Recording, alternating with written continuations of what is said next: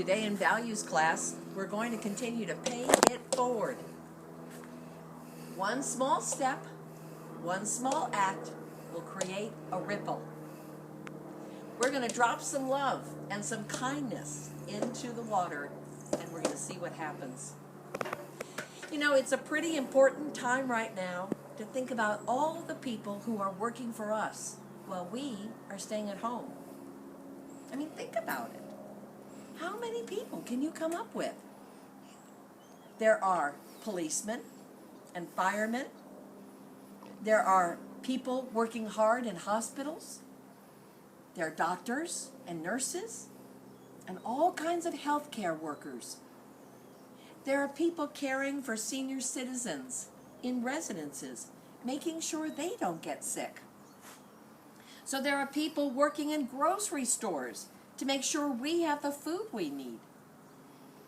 There are people continuing to bring our mail to us, making deliveries for us at home. And you know, we might not like being at home and miss being out with our friends, playing sports and running around. But think of all the people in our communities that are working for our safety and our well-being right now. So we want to do something to acknowledge them and say thank you for caring about us, for working so hard on our behalf. You know, so many times we can say thank you in person. We can give them a smile, we can appreciate them, we give them a handshake, even a hug. But right now, we can't meet them face to face as much as we have done.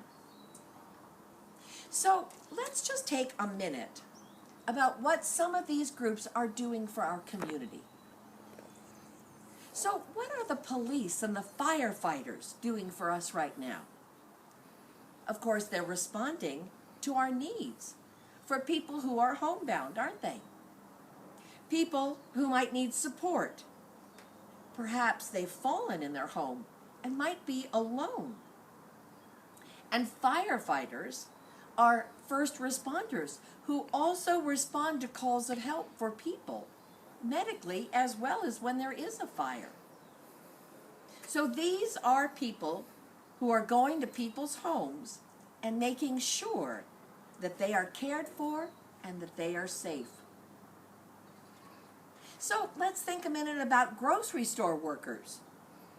They are also on the front lines for all of us as we make sure that when we go, we have all the food we need. And they're taking every precaution to make sure that they don't get sick or make anyone else sick. They're working hard to make sure that everyone has all that they need in their homes, from groceries to paper supplies. Well, let's see. What other groups can we think of? Our hospital workers, the nurses and doctors, and all the people who are working so hard in healthcare.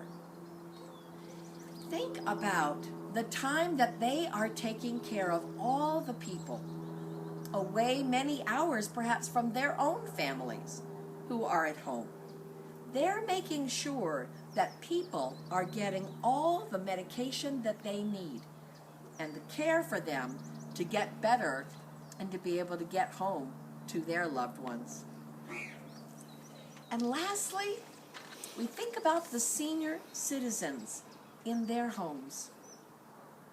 You know, right now, they don't have a lot of visitors. And how sad they must not feel to be able to not see their grandchildren and their loved ones around them. I mean, wouldn't you be sad if you knew that you couldn't see your grandmother or grandfather or couldn't be with those you loved? And even we're a little sad that we can't be with our friends right now. So that must be what our senior citizens feel like.